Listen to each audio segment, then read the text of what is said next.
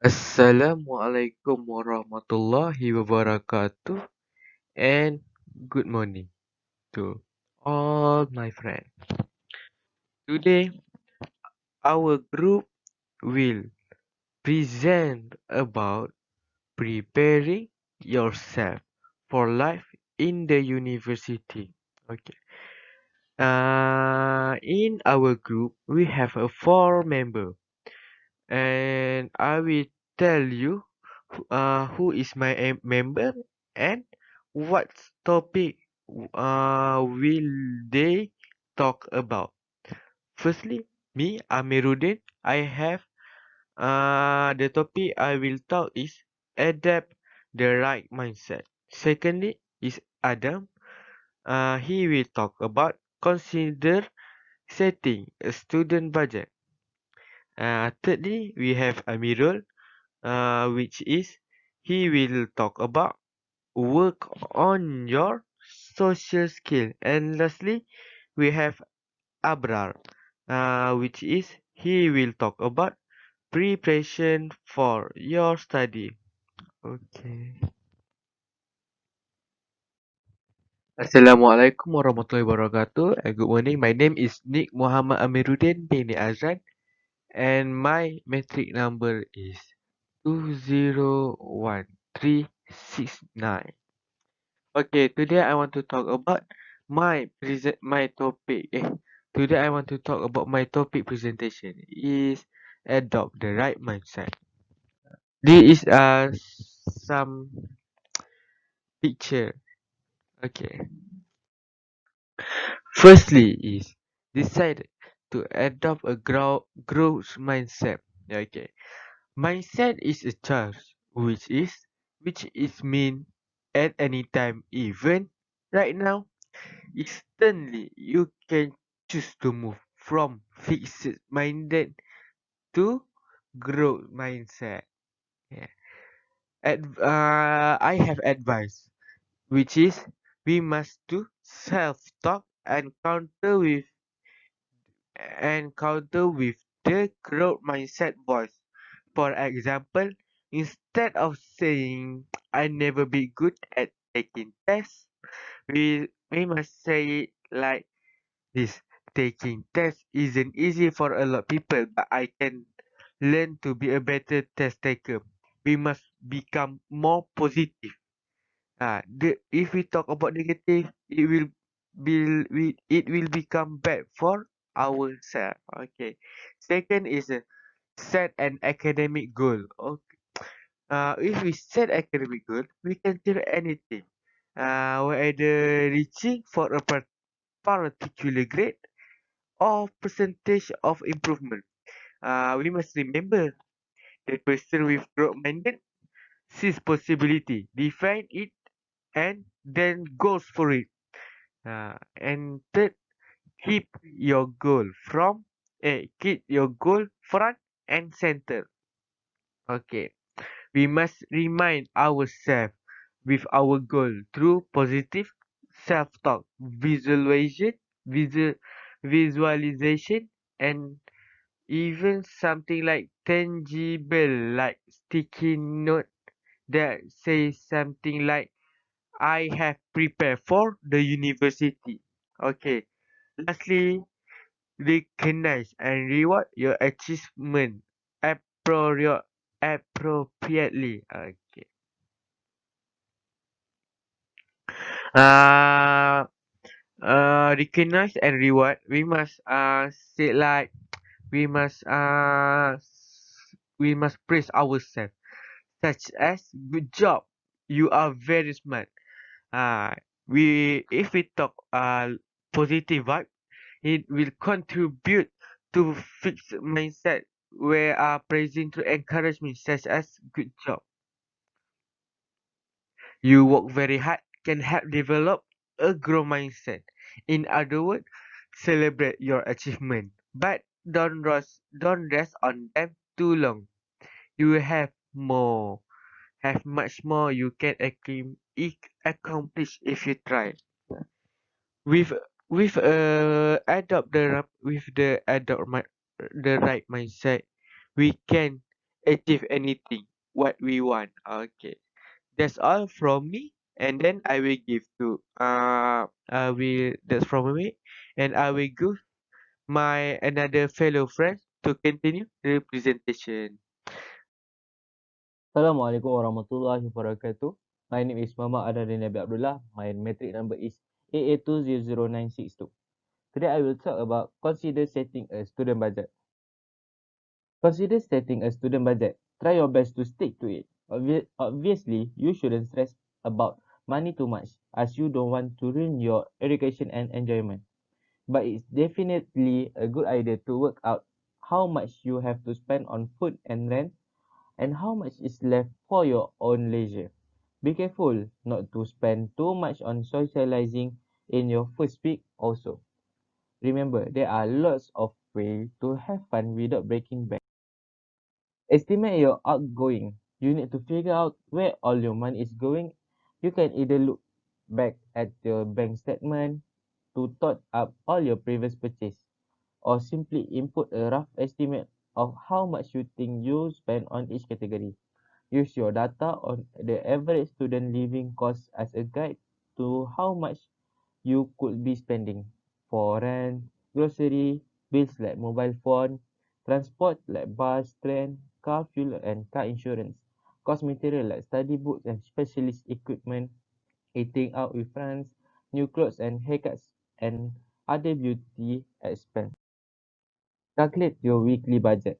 Once you got all your expense laid out before you, it's time to break it down into a weekly budget. Brace yourself as this is where it starts to get real.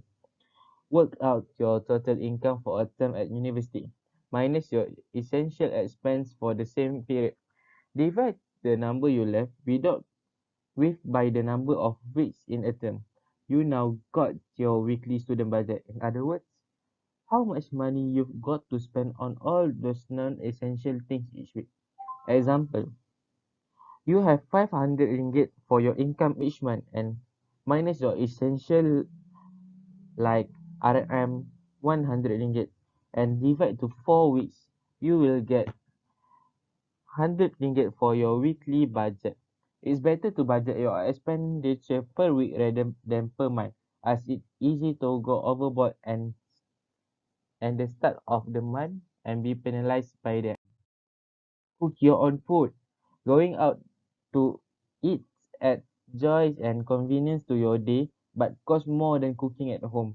Budget a small amount for eating out and a larger amount for grocery. When meal planning, choose your easy dishes you love to minimal your ingredients to avoid the temptation to eat out and waste food. Some meals require less time than driving through a fast food lane. Set yourself some goals. If you follow the step above and come up with a reasonable weekly budget, then it's great. But if you, what if you left with a tenner to live off each week or no money at all? Whether you need to budget to get by or you trying to cut back, it's all about setting goals to either reduce your spending or boost your income. You may realize you're spending RM 500 ringgit on takeaways each month, in which case you could try to reducing it to half of that amount. Thank you. Assalamualaikum warahmatullahi wabarakatuh. Hello, my name is Amirul Wakiuddin bin Ali. My matrix number is AA201110. Today I will talk about work on your social skill. Nobody is asking you to become an overnight extrovert, but if you tend to lead more towards wallflower than social butterfly, you should practice branching out. Communication is the glue that holds everything together.